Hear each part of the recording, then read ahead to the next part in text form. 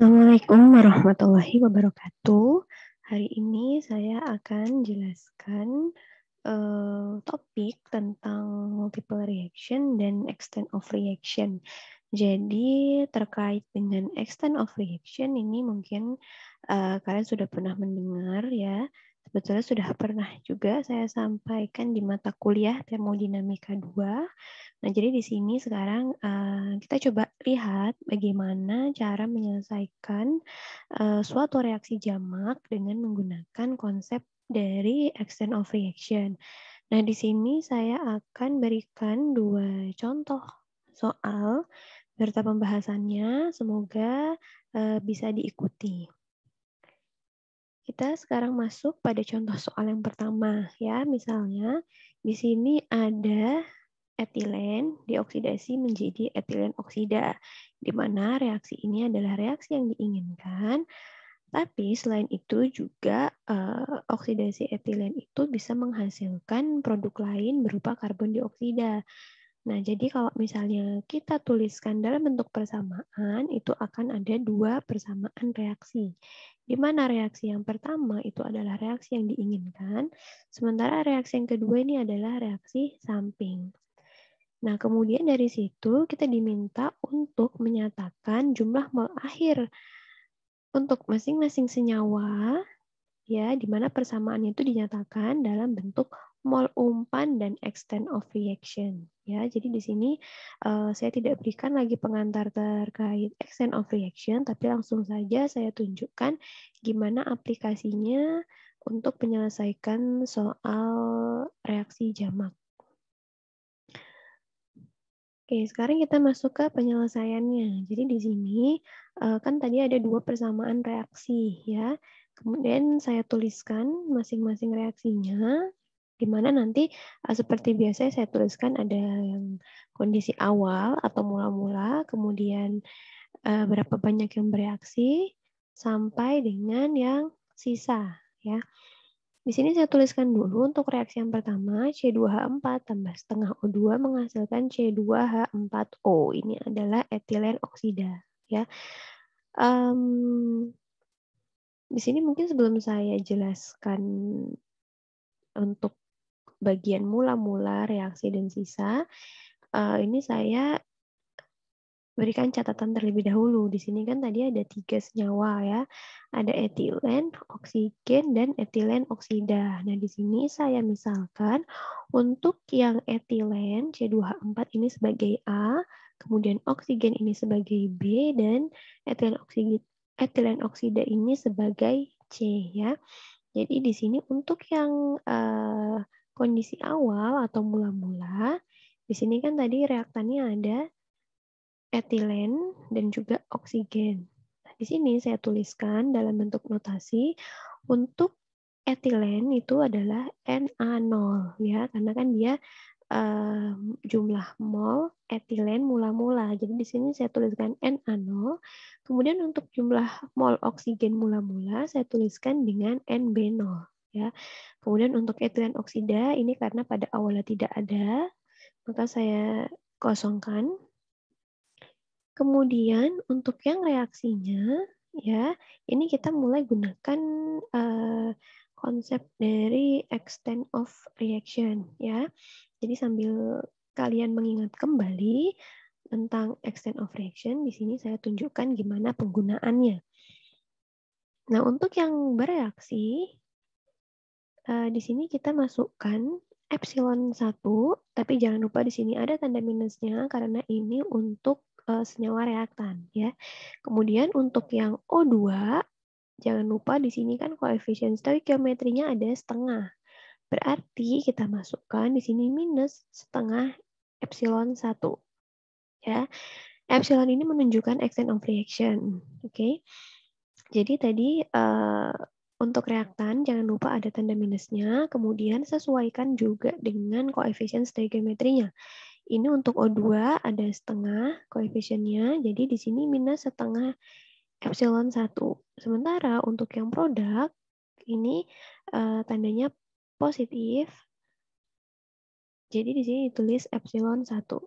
Nah, untuk yang sisa, kita tinggal mengurangkan aja, ya.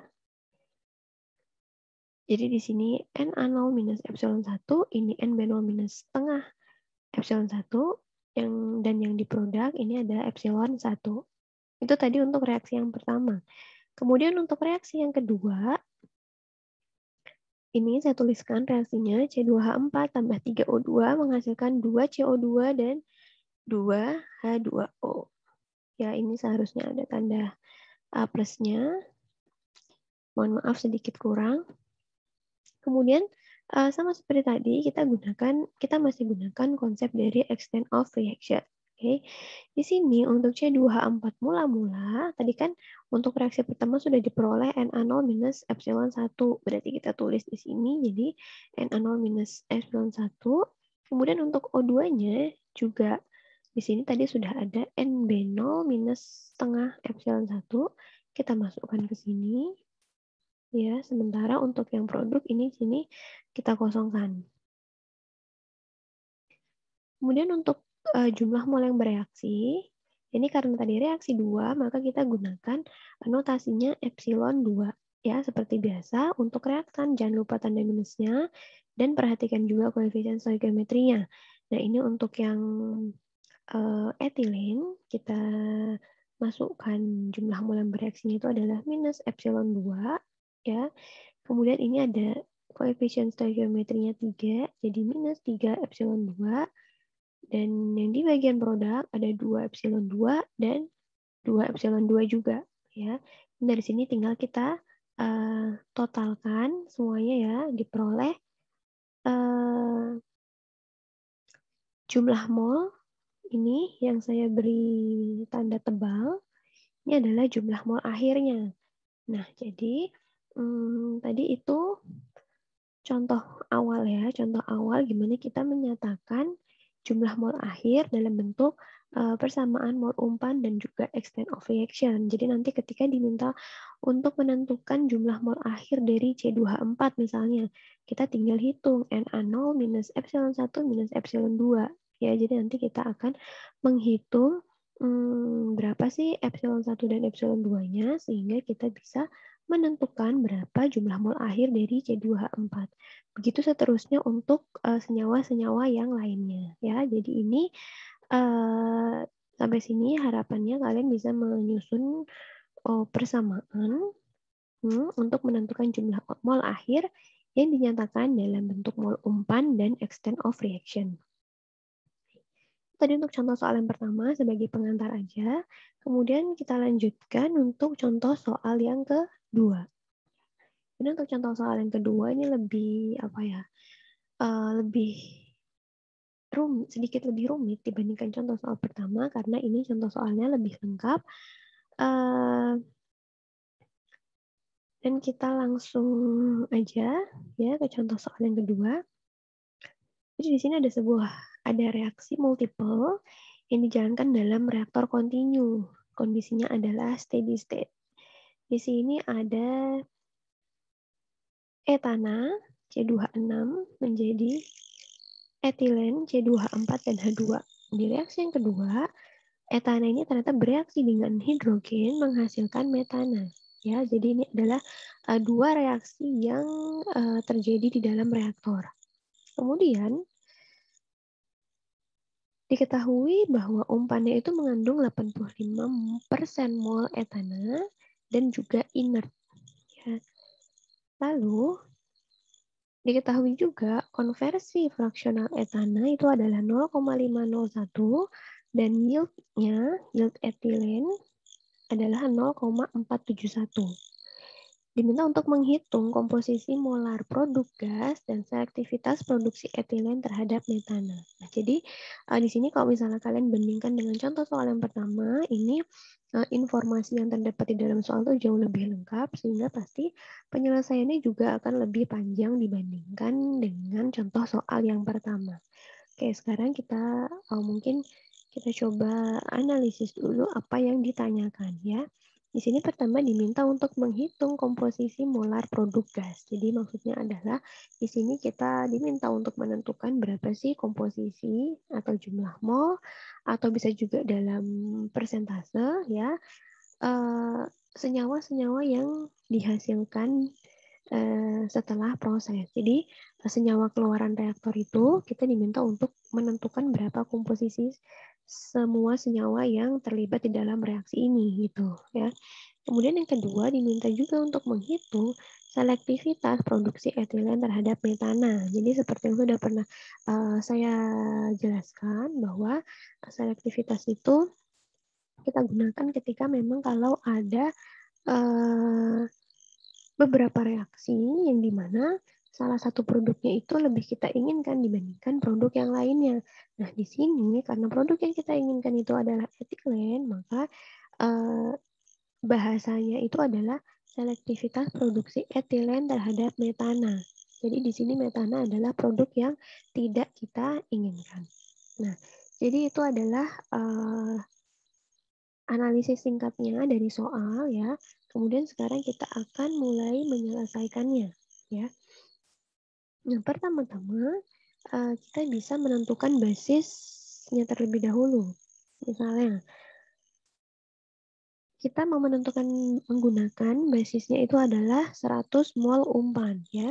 Jadi ketika kita gambarkan dalam skema sederhana, misalnya di sini ada reaktor, atau ada proses, kemudian tadi dikatakan ada umpan yang masuk, atau adalah etana dan juga inert ya. Di sini ada umpan mengandung 85% mol etana dan juga inert ya. Nah, dari sini untuk umpannya kalau misalnya etananya 85% berarti inertnya itu adalah 15% sisanya ya. Oke. Nah, kemudian di keluaran reaktor ini kan pasti masih ada etana yang tersisa. Maka di sini akan ada etana C2H6, kemudian ada etilen yang terbentuk, ada H2 yang tersisa, dan ada CH4 yang terbentuk. Tentunya di sini juga jangan lupa masih ada inert, senyawa inert yang keluar dari reaktor ya, karena senyawa inert itu kan dia tidak bereaksi. Jadi jumlah inert yang keluar itu pasti akan sama dengan jumlah inert yang masuk. Nah, jadi ini adalah senyawa-senyawa yang nanti yang akan keluar dari reaktor. Nah, kita nanti diminta nih untuk menentukan komposisinya berapa nih untuk masing-masing senyawa di sini. Oke. Pertama sekarang yang kita lakukan adalah menentukan jumlah mol awal dari etana ya, atau kita katakan dia sebagai N0. Nah, tadi kan kita gunakan basisnya itu adalah 100 mol umpan. Kemudian tadi karena diketahui umpan itu mengandung 85% mol etana, maka kita bisa mengalihkan 85% dikali 100 mol, maka kita punya 85 mol etana. Sementara untuk inertnya, kan tadi 15% ya sisanya, berarti dia sama dengan 15 mol. Nah, setelah itu, sekarang kita coba mau susun persamaan reaksinya dengan extent of reaction. Masih sama seperti tadi caranya ya, seperti di contoh soal yang pertama, untuk menyusun persamaan reaksi serta extent of reaction-nya ya. Kita tuliskan dulu untuk reaksi yang pertama. Dimana tadi mula-mulanya etananya itu molnya adalah N0 ya, kemudian di sini ada extent of reaction yang pertama. Tuh. Kemudian untuk reaksi yang kedua, ya kita ambil untuk yang mula-mulanya, ini kita ambil dari reaksi yang pertama. Untuk C2H6 atau etana kan tadi ada sisa N0 min epsilon 1. Nah itu kita masukkan sebagai mula-mulanya, jumlah mol awalnya untuk reaksi kedua. Begitu juga dengan H2. Nah, kemudian jangan lupa karena ini dia reaksi yang kedua, maka kita gunakan notasinya adalah epsilon 2. Ya, ini seharusnya kalian sudah cukup paham gimana cara menyusunnya. Kemudian akan saya lanjutkan. Nah, sekarang dari penyusunan persamaan ini tadi, sekarang saya coba tuliskan untuk masing-masing senyawa. Di sini misalnya untuk senyawa etananya, atau kita katakan sebagai N1, ya. Ini berarti jumlah mol akhirnya adalah yang ini. ya. Nah, ini saya tulis N0 minus epsilon 1 minus epsilon 2. Nah, tadi karena diketahui N0-nya ini adalah 85 mol, ya, maka di sini ditulis 85 minus epsilon 1 minus epsilon 2. Kemudian juga seterusnya saya tulis semua untuk C2H4, itu jumlah mol akhirnya adalah epsilon 1. Untuk hidrogen, jumlah mol akhirnya adalah epsilon 1 minus epsilon 2. CH4, jumlah mol akhirnya adalah 2 epsilon 2, dan untuk senyawa inert atau N5, itu karena dia tidak bereaksi, maka jumlah mol di keluaran reaksi itu tetap 15 mol. Oke, kita lanjutkan. Nah, sampai situ tadi, kan tadi di soal kita ada data atau informasi berupa konversi etana dan juga yield dari etilen. Nah, sekarang saya mau tunjukkan data konversi itu akan digunakan untuk menghitung apa, begitu kan? Nah, sekarang berdasarkan data yang diketahui di soal, tadi kan konversi etananya 0,501. Kemudian di sini kita akan menghitung jumlah etana yang tidak terkonversi.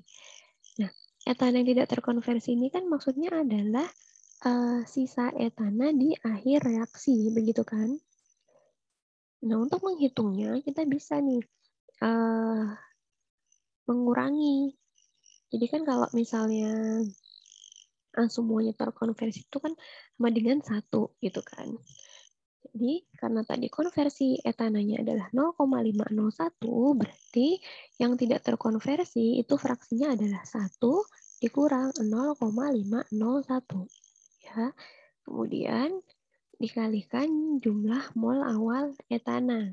Hasilnya adalah 42,4 mol. Nah, 42,4 ini adalah jumlah etana yang tidak terkonversi. Atau dengan kata lain, 42,4 mol ini adalah jumlah etana yang tersisa di sini. Ya. Jadi 42,4 tadi itu akan sama dengan N0 minus epsilon 1 minus epsilon 2. Di sini saya tulis. Oke. Ini kita punya persamaan yang pertama ya. Jadi 42,4 itu sama dengan 85 kurang epsilon 1 dikurang epsilon 2. Itu tadi dari data konversi. Kemudian sekarang kita akan menggunakan data yield yang diketahui. Tadi diketahui yield etilennya itu adalah 0,471. Dan di sini saya memberikan catatan terlebih dahulu terkait dengan pengertian dari yield. Ya, jadi mungkin di pertemuan yang sebelumnya saya pernah memberikan persamaan atau definisi dari yield. Nah, ini mungkin agak sedikit berbeda bahasanya ya. Ketika kita berbicara jumlah mol, maka definisinya adalah ini. Jadi yield itu adalah jumlah mol produk yang terbentuk, ya. Jadi jumlah mol produk diinginkan yang terbentuk dibagi dengan jumlah mol yang akan terbentuk kalau misalnya nggak ada side reaction atau limiting reaktannya sudah bereaksi secara sempurna, ya. Mungkin di sini bahasa mudahnya adalah yield itu merupakan rasio antara jumlah produk diinginkan yang terbentuk secara aktual gitu kan, ya, dibagi dengan jumlah maksimum produk yang bisa terbentuk gitu ya. Oke, nanti coba kita lihat di perhitungannya supaya lebih paham. Nah, di sini saya mau tunjukkan dulu ya. Ini kan tadi kan untuk yang penyebutnya dari definisi yield ini kan adalah jumlah maksimum produk yang bisa terbentuk gitu kan. Kalau misalnya nggak ada side reaction, terus atau misalnya reaksinya berlangsung secara sempurna, jadi nggak ada yang tersisa gitu kan. Nah, berarti di sini kita bisa tuliskan jumlah maksimum etilen yang bisa terbentuk itu adalah 85 mol. Kenapa? Karena coba kita lihat dari reaksinya ya.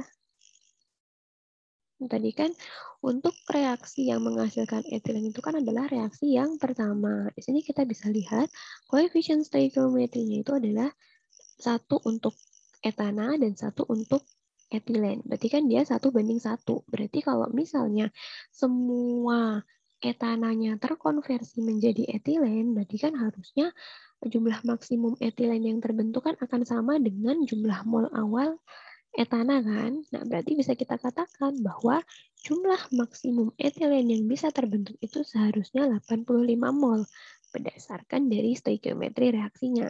Ya. Nah, tapi secara aktual kan tidak seperti itu. Ternyata ada reaksi samping begitu kan.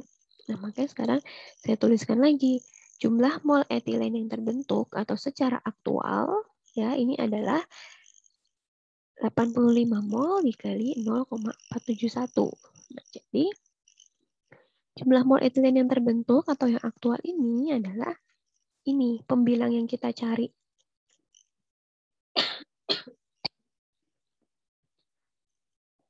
Ya, jadi ini pembilang yang kita cari adalah ini aktualnya ya. Berarti kan dari sini kita bisa mengalihkan antara penyebut dengan yieldnya. Tadi penyebutnya ini adalah 85 mol ya dikali dengan yieldnya diketahui 0,471 ya. Berarti jumlah mol etilen yang terbentuk secara aktual itu adalah 40,035 mol. Nah, 40,03 mol ini yang mana? Nah, 40 mol ini adalah sisa etilen yang keluar di akhir reaksi. Berarti dengan kata lain, tadi kan etilen kan mol akhirnya adalah epsilon 1. Berarti 40,035 ini adalah epsilon satunya. Ya, jadi tadi kita udah tahu epsilon satunya nilainya 40,035 mol dan juga kita punya persamaan ini 42,4 mol sama dengan 85 minus epsilon 1 minus epsilon 2. Sekarang kita akan menentukan nilai epsilon 2-nya ya. Tadi ini persamaan yang pertama. Kemudian saya masukkan epsilon 1-nya 40,035 dan diperoleh epsilon 2-nya adalah 2,565 mol. Dari sini kan kita udah tahu nih epsilon 1-nya sekian dan epsilon 2-nya sekian.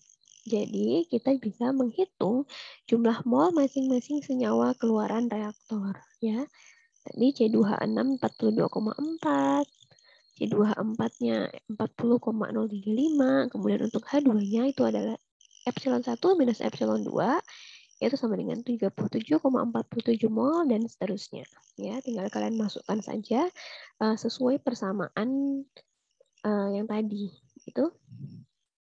Kemudian dari sini kita jumlahkan, ini totalnya adalah 140 mol. Nah, dari sini kita bisa menentukan komposisi molar produknya. Jadi kita buat dalam bentuk persentase, ya, tinggal kalian bagi aja dengan totalnya dikali 100%.